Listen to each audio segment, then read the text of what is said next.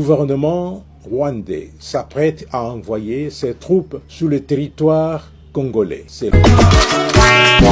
Tension eza makasi entre RDC na Rwanda. Rwanda a déclaré guerre à Lingi à s'attaquer officiellement na Congo. Alobi que Congo ezali ko soutenir ba ebel rwandais ba utu oyo bazalaka na est ya Congo. Rwanda a décidé que akoka na ko s'attaquer directement na RDC. Bolanda déclaration yango epesami na porte-parole ya armée oyo a confirmé makambo oyo nga nazali koloba ba image na kolekisa bino oyo ya armée congolaise oyo euti kozwa bongo ba équipement militaire ba soda ba ju ba teni ba armes modernes ba char ya sika wana eza information to kopesa yango. Secrétaire général ya francophonie oyo azali bongo rwandaise Mushikiwabo akozala na jeu ya francophonie ko salima na Kinshasa te. Ancien ambassadeur rwandais Kareka oyo azalaka na Kinshasa. Tension ezalaka mingi entre Kinshasa na ye. Gouvernement congolais benganaki ye kaka ye wana Kareka wana azalaki lisusu nommé ambassadeur na Belgique, mais tout kamwe pour la première fois Belgique et boyi ko accrédité ye en tant que ambassadeur. Analyse ya osala les ali peut-être que ba cri d'alarme de détresse tokolo ba pe diplomatie ya Congo. Il y a Congo Kakate à l'organisation, il y a droit de l'homme parce que Bozako s'est rappelé que il y a pas longtemps, ba organisation et droit de l'homme et tindagi bongo lettre et pas ya roi ya Belgique ou yebisaye que ako kabongo na kondima ambassadeur Karikate parce que a viola mingi ba droit de l'homme. Bozako kalisaki tango ambassadeur wana zalaka ambassadeur na Afrique du Sud, ba opposant rwandais mingi ba koma iko kufa, ba réfugiés rwandais ba uto baza o ba kima bitumba ya Rwanda o ba reina Afrique du Sud baza ko retrouver bango mort.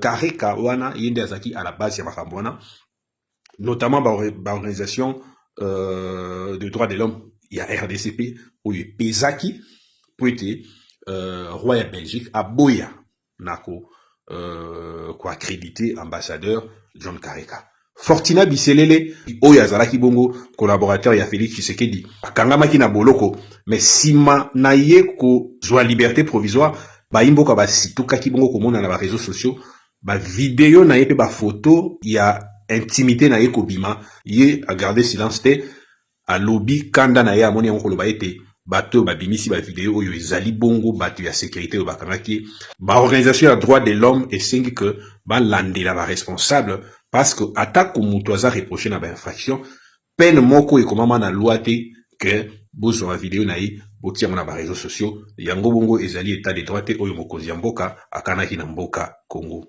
Ba juge ba kateli bongo général Kasongo oyo azalaki commandant ya ville province ya Kinshasa et tumbu ya boloko kolanda na likambo ya sali toko découvrir yango elongo.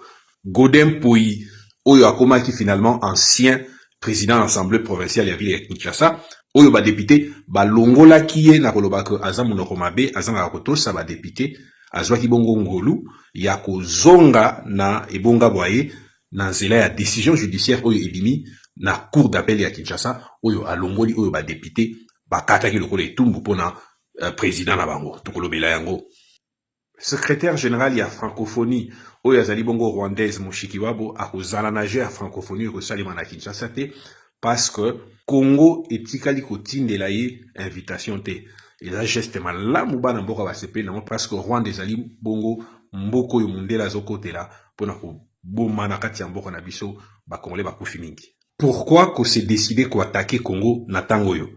Analyse autori ko sala ekotinda ka biso ba hypothèse oyo batu mingi ba confondaka yango lokola ba affirmation de notre part.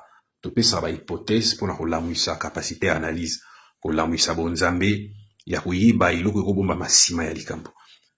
Analyse liboso ça que Rwanda a déclaré attaque contre Congo et qui peut causer aza asphyxié sur le plan financier parce que vous voyez que Rwanda kokoma Rwanda ezali pour Congo eza oyo Congo tozomona lelo ya pasi ya nzala ya bitumba yango nde ezali Rwanda abima parfois premier pays exportateur ya ba matière mosusu oyo azalaka nango te tokozana émission tokoloba. Donc déclaration Rwanda yoki kozala que asphyxie économique et salié que vaut mieux à recourir na instinct na de survie, a créé bitumba, oyo peut-être que, et faire suspendre ba mesure mususu, oyo Congo, et c'est là que zwango, pour na roboya kinkita na ngwe kenda na Rwanda. Yami balé ezako, et kokipe kozala, manière pour na Rwanda, ya ko empêcher que ba élection, soit ba tindie, soit la ko soutenir bato, pour que ba élection, et ça les maté, Rwanda a kokiko, servir, certainement, na muto ba kosala pour à distraire, pour attirer ba enjeu mususu, face à l'élection auto Kenya. Et kozala, to confirmer te topesi ba hypothèse. Mais nous kande, réaction ya ba FARDC au travers, ya sortie médiatique na bango, ba tenue ya sika, ba armement ya sika, et faire résonner des fonds na Rwanda. En wangani malobo ya lobaki ya ko s'attaquer na RDC, alobi que par contre, ya Monique Kop wana, ils ont des RDC, ils ont préparé attaque contre Rwanda, yango, ils ont dit qu'on préparer ba discours, on a pour préparer la communauté internationale. Et lui qui y a tikalate et wangani, que et tikalate ko, soit penser à s'attaquer directement dans RDC. Rwanda, si tout cas qui mona bolandi, na ba image, ba tenue, ya ba soda, ba armement, Olanda na ba char de combat moderne, oyo armée congolaise, et outi ko zwango, peut-être Yangonde Kozala, tout le monde qui Yangonde et Tindi Rwanda a changé finalement déclaration naïe au Yalobaki Yango, a commis Kolobaka, il jamais à Tigala Kolobango, mais à comprendre qu'on a déclaration au porte-parole, il y a armée congolaise, à Otiko Sala, Isola qui s'appuie plutôt que armée congolaise des Aliko s'est préparée pour attaquer directement Rwanda. Bozolanda, donc Rwanda, Wangani Nyoso. Et Tumbuya Boloko Oyo, ba juge, Bakateli général Kassongo, certainement, ils allaient 15 jours de servitude pénale, condamné en tant que témoin défaillant. Il n'y a que Ibaki, il n'y a que Bomaki, mais juge condamné que benga qui est pour appeler sa témoignage na dossier Oya Doli Makambo, ancien ministre provincial Oyo, azalaki reproché na meurtre. Il y a médecin Moko, Benga qui, je me souviens, c'était en 2019, on dirait garde du corps naïe, à Beta qui médecin na Masasi sur ordre yaye ministre provincial, à Kangama yena garde du corps naïe, à Kangama yena garde du corps naïe, na prison, et puis, Katelare et Tumbuya, à peine d'emprisonnement en perpétuité. Général Kosongwa Benga Mayi pour appeler ça. C'est certainement témoignage naïe n'a pas recours oyo doli makamboza ko sala mais à mettre reprise bada ko bengai abane ko yate yango en vertu il y a loi azala condamné bon na 15 jours parce que loi est ba ko tina 30 jours avec condamné na 15 jours mais en tant que juriste et avocat na kolbako ce n'est pas trop tard donc il n'est pas trop tard pour naïe que Aya a présenté excuse.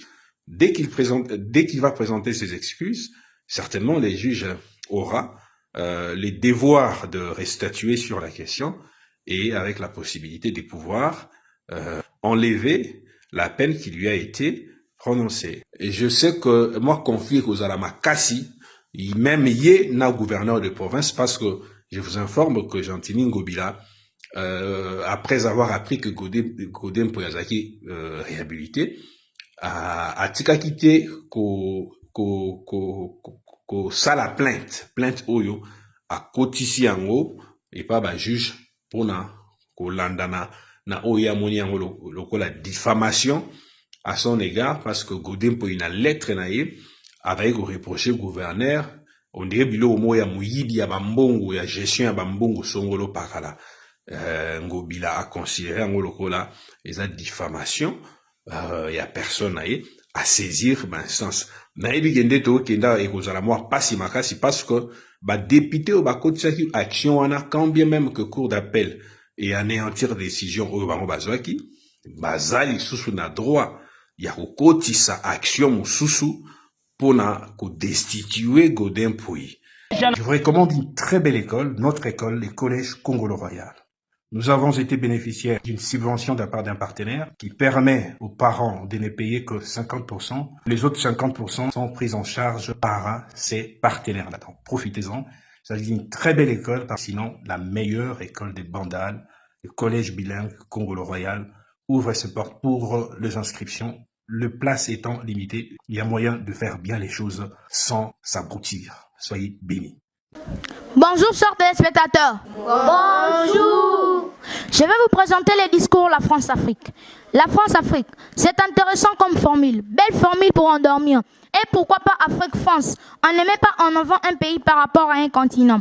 Pour la première fois que j'ai entendu parler de ces mots, j'ai pris le soin de poser la question à mon maître. Envie de savoir dans quelle partie du globe se trouve France-Afrique. Je n'ai pas trouvé d'endroit. Si ce n'est dans la pensée de ceux qui l'ont inventé, à qui profite cette trait d'union entre France et Afrique-là, entre ce grand continent et ce pays 4 fois plus petit que mon pays, la RDC. Vous avez établi nos frontières sans nous consulter. Nous avions été vendus en esclaves et colonisés, mais nous avions pardonné sans oublier. Aujourd'hui, vous vous permettez d'inventer un trait d'union entre France et Afrique pour nous recoloniser. Mais quand la Russie nous approche, vous semblez traumatisés. Ceci n'est pas un poème. Discours écrit par le promoteur du collège Congo Royal et encadré par notre moniteur de la 5e année, Fabrice Kialanda. Je vous remercie.